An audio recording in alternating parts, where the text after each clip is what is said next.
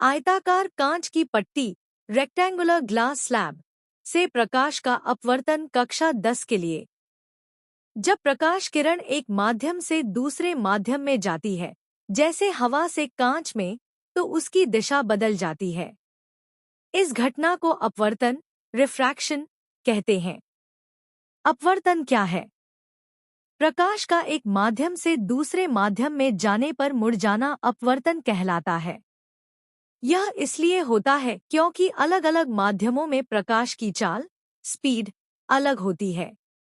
आयताकार कांच की पट्टी में अपवर्तन। जब एक प्रकाश किरण हवा से कांच की आयताकार पट्टी में प्रवेश करती है, तो तीन मुख्य बातें होती हैं।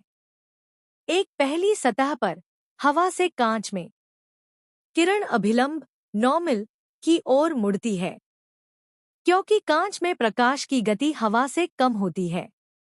दो, कांच के अंदर किरण सीधी रेखा में चलती है। तीन, दूसरी सतह पर कांच से हवा में किरण अभिलंब से दूर मुड़ती है, क्योंकि अब प्रकाश कम घनत्व वाले माध्यम हवा में जा रहा है।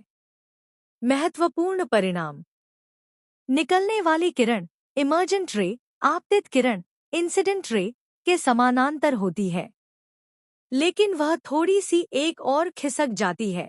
इसे पार्श्व विस्थापन, लेटरल डिस्प्लेसमेंट कहते हैं। कारण क्या है?